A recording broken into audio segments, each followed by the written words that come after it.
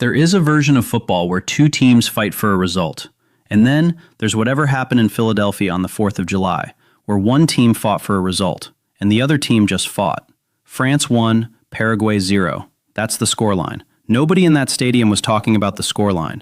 They were talking about a 42-year-old man from Bukhara, Uzbekistan, who stood in the middle of a World Cup knockout match for 90 minutes and somehow decided that only one team on the pitch was capable of committing a foul. His name is Ilgiz Tantashev. By the time this video is over, you'll understand why FIFA has a serious problem on its hands, and why this wasn't even the first warning sign. Let's start with the number that broke the internet. Paraguay committed 12 fouls in that match. 12. Elbows, shirt pulls, off-the-ball shoves, reckless tackles that had nothing to do with the ball. Yellow cards shown to Paraguay? 0. Now here's the twist that makes this so much worse than simple bad refereeing. France committed 11 fouls, one fewer than Paraguay, and walked away with 3 yellow cards. Manu Kone, Bradley Barcola, Michael Olise, all booked. So read that back. The team that fouled less got booked more. That's not a bad night, that's a pattern. Here's a detail almost nobody is talking about, and it's the part that turns this from one bad performance into something much more damning. This was Tantashev's third match of the tournament. His first 2? Scotland's group stage loss to Morocco, and Algeria's 3-3 draw with Austria. 2 matches. Combined yellow cards shown across both of them. 3. So going into the France-Paraguay match, this referee had already built a reputation at this World Cup for barely reaching for his pocket. He's known back home for a no-nonsense, let-it-flow style. Except in Philadelphia, letting it flow meant letting Paraguay use Mbappé as a crash test dummy. This wasn't a one-off meltdown. It was a habit that finally blew up on the biggest stage he'd ever had. Let's go through exactly what he waved away, because vague words like physical don't do it justice. Andres Cubas went through Adrien Rabiot with a tackle that had 0 interest in the ball. Play on. Matias Galarza planted a hand directly in Jules Koundé's face. Minutes later, he threw an arm across Mbappé while the Frenchman was breaking clean toward goal. Play on, both times. Gabriel Avalos dropped an elbow into Desiré Doué's stomach while Paraguay were chasing the game. An elbow to the ribs. On a World Cup pitch. In front of VAR.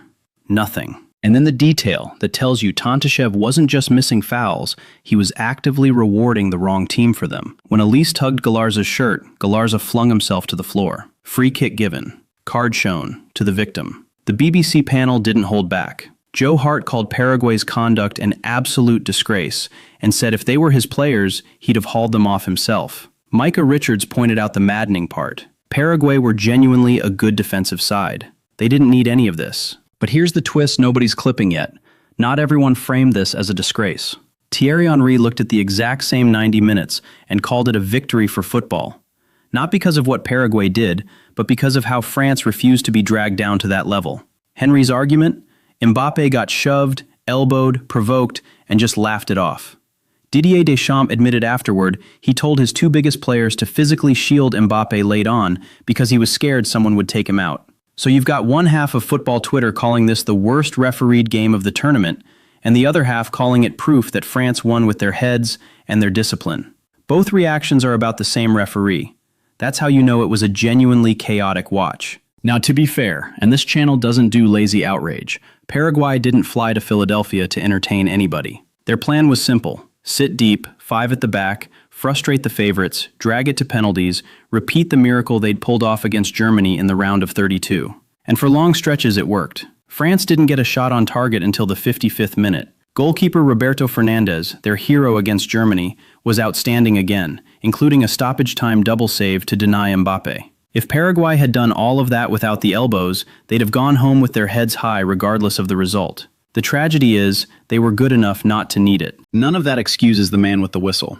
A referee's entire job is to set the temperature and hold it. Compare it to Michael Oliver in the Canada-Morocco game the same day. 6 yellow cards before halftime, authority stamped early, second half calmed right down. Tantashev did the opposite. He let fouls stack up with 0 consequence until players learned there weren't any. By full time, there were shoving matches, bench insults, and Paraguay's Gustavo trying to confront French players after the final whistle. Games don't spiral like that by accident. They spiral because somebody let them. And here's the moment that should embarrass him most. Substitute Desiré Doué drove into the box, beat one man, beat 2, and was chopped down. Stonewall penalty. Tantashev waved it away completely. It took VAR to drag him to the monitor and effectively overrule him on his own football pitch in front of the world.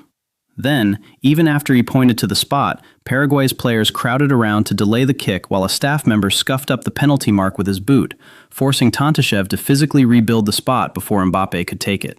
Mbappe sent the keeper the wrong way. France threw 1-0.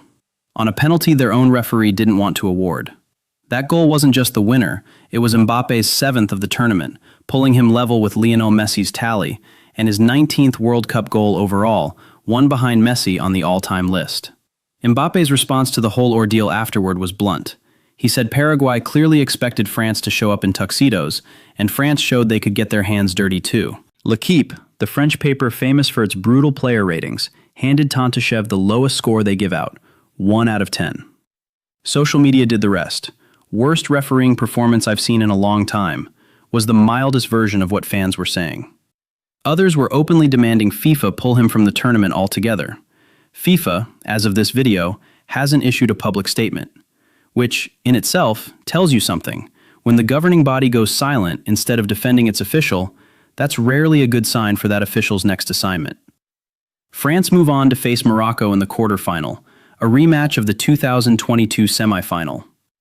Paraguay go home with the best World Cup run of their generation, and a bitter footnote attached to it forever. And Ilgiz Tantashev goes into the history books as the man who had 2 group games and 1 knockout tie to prove his first World Cup wasn't a mistake, and instead proved the opposite in the worst possible way, on the biggest stage he's ever had.